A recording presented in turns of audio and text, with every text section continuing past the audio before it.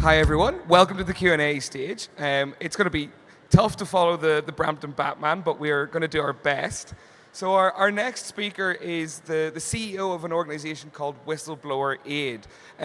When blowing the whistle, it can be incredibly hard. You can threaten your job, your livelihood, and your career. So Libby Liu, the CEO of Whistleblower Aid, is working to try and make that process a little easier for people to reveal wrongdoing. So please put your hands together and give a warm welcome to Libby Liu.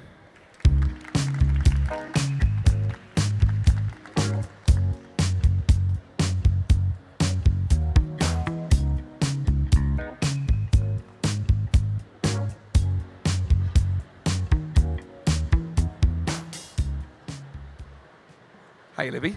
So I'm going to ask a couple of opening questions. If you have any questions for Libby, please put your hand up and we'll come to you as soon as we can. So, Libby, first thing I want to ask is, can you just tell us a little bit about Whistleblower Aid, what the company is, what you do, and also a little bit about how it was founded? Okay, happily. I run an organization called Whistleblower Aid.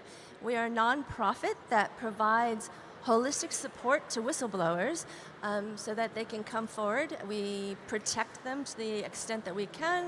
We help them with impact strategies, with advocacy strategies, and media strategies to try to effect the positive social change that they're looking for when they decide to come forward.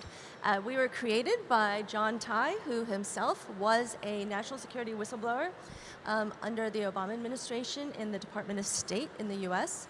And he's a brilliant lawyer, and he hired a brilliant lawyer to represent him and realized that it is just really, really, really difficult to be a whistleblower and to do it in a legal way and to be protected when you're doing it. So he decided that there ought to be a charity that will take care of people on a pro bono basis. So that's Whistleblower Aid. And Libby, I want to ask you about one of the cases that you've worked on. So you were actually joined us at Web Summit in November, and you brought along with you Frances Haugen, the Facebook whistleblower. So can you tell us a little bit about the disclosures that she made and the impact that they have had on legislation affecting Facebook around the world? Sure. Frances was an incredibly important case in so much as we have very, very little visual ability to see what happens inside Facebook. Although there are a lot of academics and researchers and think tanks that spend a lot of energy trying to see what the impact of Facebook is in various areas. So we have a good idea of what the consequences are of what Facebook does, but we never knew what Facebook knew on the inside or what they consider when they make these decisions. So what Frances did is she brought out of Facebook something like 1,100 research projects, research papers, as well as tens of thousands of other documents that show what the process is inside Facebook, what the conversations are inside Facebook, what they knew about the harms that they cause, what the solutions exist for those harms, so that we have a much better understanding of what they can and cannot do, which is something we never had the ability to judge before. Oh, I'm sorry. And she's working to obviously help legislatures all over the world who are working on regulatory reform to try to get to the giant platforms to care about public interest.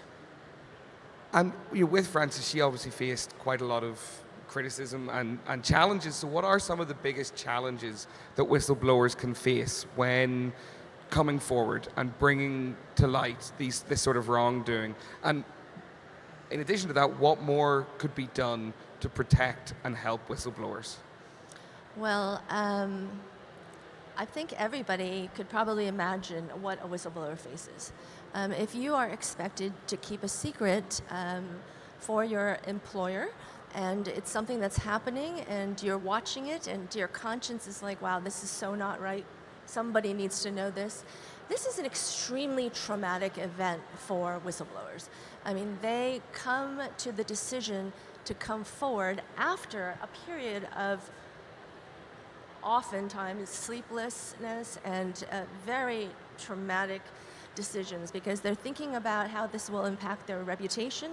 Are they going to lose their job? Are they going to be blackballed in the industry? Oh, the company says they love me, they're my family. You know, surely they are upset about this too, and I can talk to them. I mean, there's all kinds of things that happen before you decide to come out, but eventually our feeling is people should always be able to answer their conscience, and they should not have to risk their jobs or their careers to do that. It's a very, very hard decision. So once they come out, you know, the most important thing is to find a lawyer because you have to be protected. The power disparity between you and Facebook is enormous. And we have seen throughout, you know, the last few decades, particularly through the tobacco crisis and, you know, all of these other big social change issues, that whistleblowers get creamed, right? They're discredited, they're attacked. You know, we have had situations where we know companies have planted, you know, just smear packages with not the top level tier news organizations to try to see if they could get that into the information flow. It's really insidious and it's ugly. So it's really important to protect these people who, without them, we really would have no idea about how to address the problems. Do we have any questions in the audience there? Yeah, we've one at the front here. Microphone's coming. Thank you. So how can you empower these people to become the whistleblowers, and how can they communicate what is happening outside of their organization? Because many times, thank you. Many times they're doing the whistleblowing and the organization changes, but how can you get all the society knowing what's happening within that company? So that's our job. So if you decide that you've got some very important disclosure to make that's, you know, important for transparency, accountability, or other reasons, you should find a lawyer so they can help you with that. And what we do is for each particular case, we think about what the whistleblower is trying to achieve. In Frances's case, she was really upset because of the amplification of Facebook of ethnic violence and inciting posts, particularly in places of ethnic conflict. And she wanted our policymakers to see what they're doing and to make them realize that the narrative that Facebook uses to defend what it does is empty. So without this inside information, it's very hard for people who are trying to enforce the laws on our behalf to even know what to do. So I think that that's the way to move forward. I don't know if I answered your question, though. I don't know if I answered your question. Okay, good. So, Libby, you mentioned there enforcing the rules and enforcing laws. So you were just speaking earlier today on Centre Stage about a case in Australia. Can you tell us a bit about that case and how could we maybe enforce some rules or laws down in Australia? What can be done in that story? Okay, so the story is called the Australia Takedown, and the Australian government, in its concern about the negative impact of monopolistic platforms, Google and Facebook, in that country, that it was stifling the news content industry. And in two ways. One, dampening the production of news content, and also hurting the news content creators because everybody was getting their news on Facebook and Facebook was not paying the news creators. So Australia did research papers and discovered that indeed there was a negative impact on news content creation and on public discourse. So they introduced a bill that would basically force platforms, designated platforms, to have to negotiate with news content creators for the content they use. Facebook and Google really didn't like it. Google threatened to shut down its search engine. Facebook threatened to shut down news in Australia.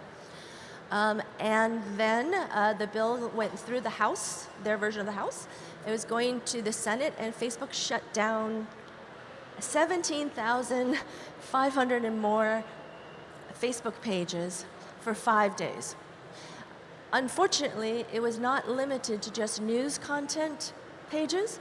They took down emergency services, they took down domestic violence, they took down health services 4 days before the vaccine rollout in Australia. They took down fire and rescue during bushfire season. They used maximum pain to create negotiating leverage so that they could get some favorable amendments put into that law before it was accepted by the Senate. So that was what happened in Australia. Our clients, the whistleblowers, came forward with the evidence demonstrating that Facebook knew exactly what it was doing. It was not accidental. They made choices that caused that over-inclusiveness, and they did not put in place their regularly implemented guardrails, which they use on a regular basis with other site events. So these were conscious decisions they made that resulted in immense exposure of harm for the Australian people. So I'm going to ask one more question on that, and then I'm going to come back to the audience and see if we have more questions there. So I want to ask, in a case like that, where a company has the power to extort legislative change from a national government, what can we do to stop them? What can we do to stop Facebook and reduce and limit their power to make life worse for people? Well, I mean, from our perspective, what they did in Australia is unconscionable. I mean, you cannot choose to expose so many people in the public to harm just to increase your negotiating leverage. I mean, I very much hope that the government in Australia, the Attorney General's office, and others look into what actions they can take to make sure that somebody with this kind of power can't use it to harm the public in the future. Do we have any questions in the audience there? Yeah, we have one over here on the right. Or over here. We can go here. We'll take two.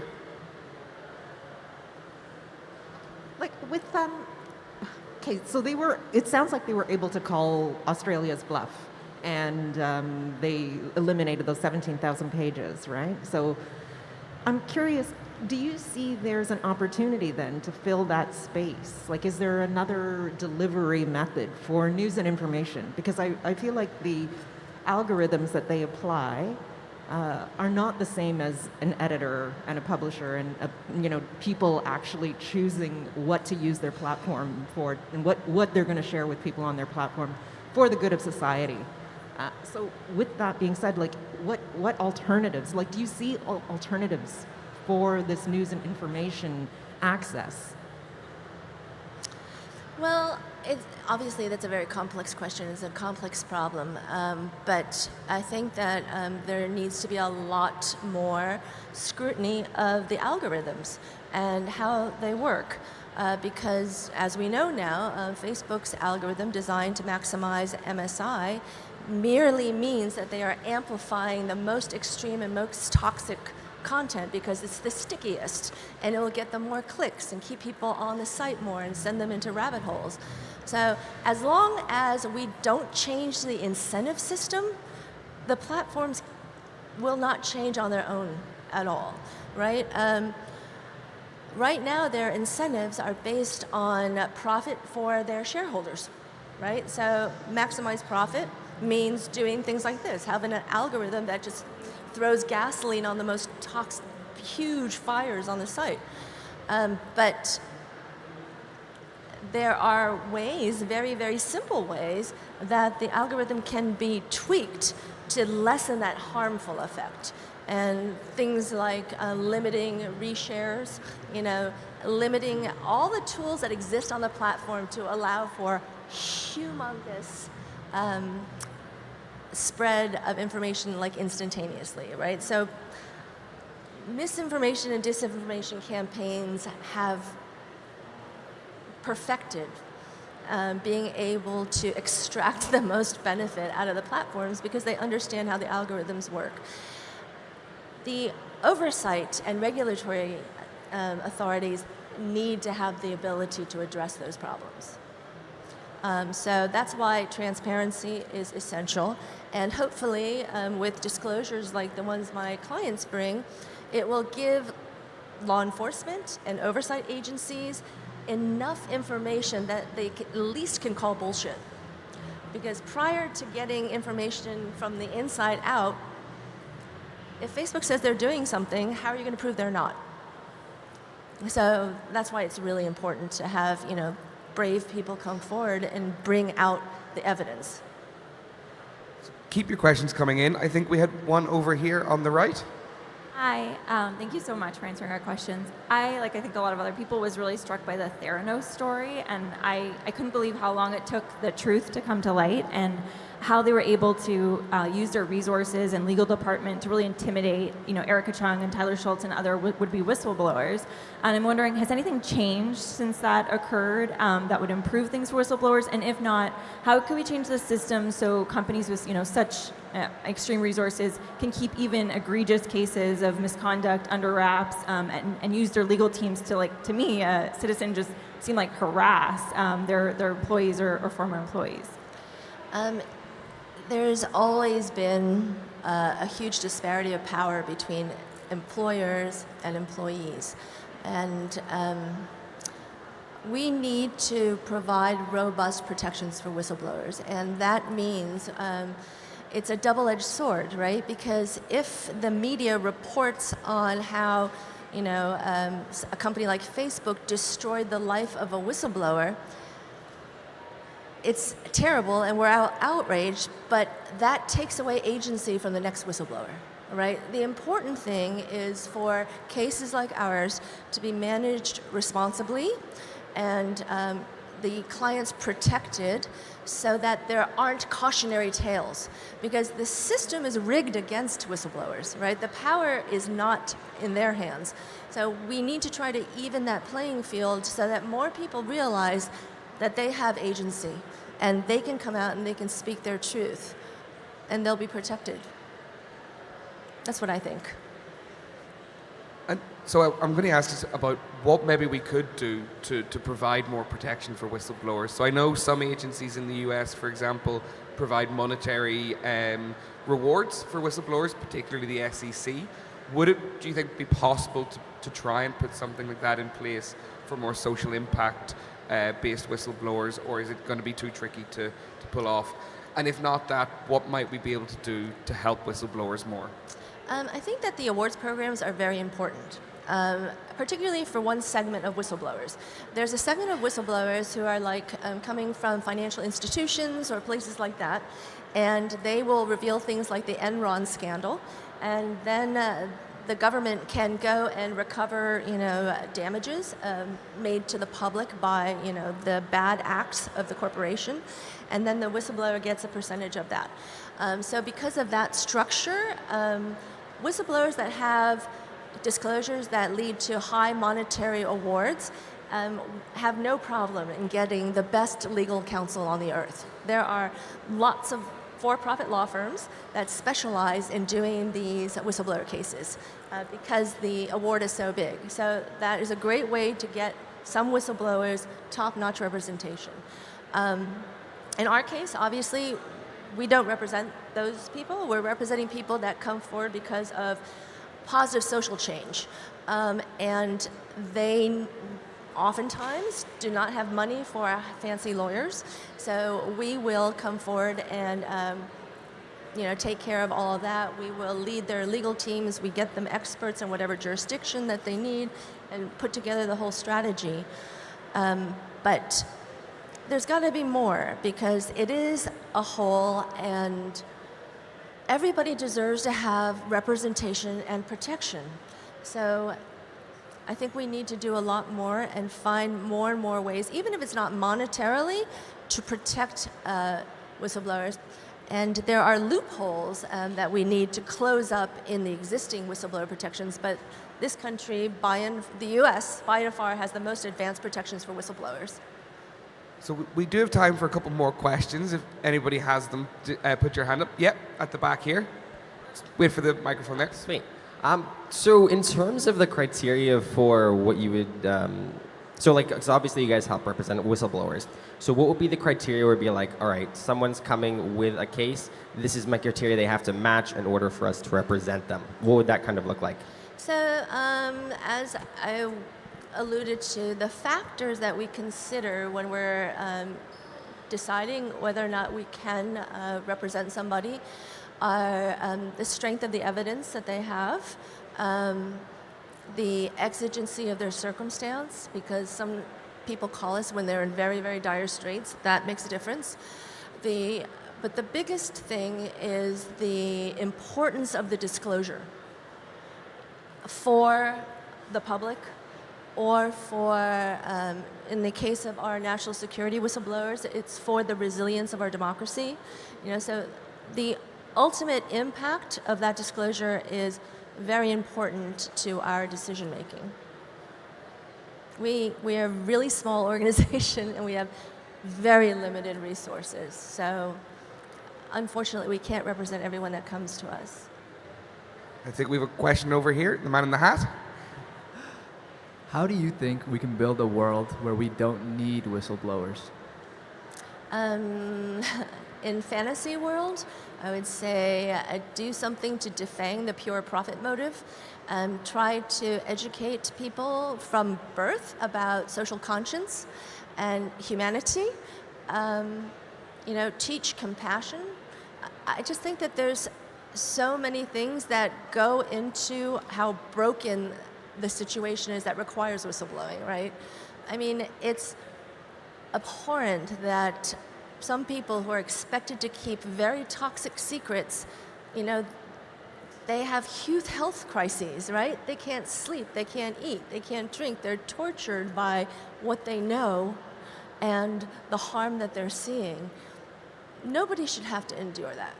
And, as long as we have impure incentives built into all of these structures, it's always going to be like that. Question down the Sorry front to be here. depressing. Hi, thanks so much for sharing with us. I wanted to know, you said that due to your organization has limited funding or resources, what would you suggest for others, or do you guys have resources maybe on your site where people can go to kind of, maybe it might be a smaller situation, but they want to get help with maybe coming forward with something in a workplace or bringing it up? Do you offer any of that support or resources through your non-for-profit? Okay, so anybody can approach us with an inquiry, and we will talk to you. We'll do a consultation. But there's an amazing thing out now called the Whistleblower Handbook. It just came out. I think IFOMA in California led that effort with a lot of people from the digital rights and internet freedom space. So that's a great resource. But if your case is important, but we simply can't take it because we don't have enough resources, we will try to help you find what you need. We often do a lot of matchmaking. No problem. So we've about 2 minutes left, so probably time for just one more question, if anyone has one. Yeah, over here. Hi. Can you talk about your relationship with the media and how you approach working with the media to get whistleblowers' stories and concerns into the public? And how do you make sure that their stories are being told in a way that does them justice and serves the public and their interests as well? That's a really important question because the media impact strategy portion of what we do is extremely important. Sometimes if a whistleblower does not have legal protections, creating a public sentiment supporting them is just as effective to deter the employer from going after them and ruining their lives. But I'm sorry, your question was? Just your relationship, your approach to working with the media. Just like anybody that works with the media, there are reporters and organizations that we have worked with and we trust. Each case has its own customized media approach. So we'll make a determination as to whether or not we think it should be print, just print, or radio, television, print. You know, do we think this should be a 60 minutes profile? Do we think, you know, it should have a walk and talk news magazine documentary? I mean, all of those things are considered as part of the media strategy. And as well as, you know, sometimes it gets very complex, like with the Frances case, because she had so many documents and every news organization in the world wanted access to those documents. Frances had a media team that, you know, put together the press consortium and managed that. So I'm glad you brought that up, because one of the biggest pitfalls and the most dangerous things in my view is that whistleblowers go straight to a reporter. And I mean, I know they do that because it's, you know, you see it on the front page all the time. This is incredibly dangerous activity for the whistleblower. Oftentimes they have NDAs or confidentiality agreements they've signed, which are possibly they're in violation of, or there are other laws that control, you know, how and when they handle evidence. So these are very perilous things that you need legal counsel's advice for. So when we work with the media strategy, we engage the media in the way that will be most protective of our client, you know, and oftentimes our client cannot provide information to the press because that could be a breach of an NDA. However, they can provide the information to law enforcement or the US Congress, because that's in the public interest. So those are the kinds of things that we decide and manage the press strategy like that. So we're basically out of time, Libby, but I just want to ask you before we go, if someone here is considering blowing the whistle, what's the first thing they should do? Find a lawyer. You can go to whistleblower.org and you'll see our signal number and our secure drop.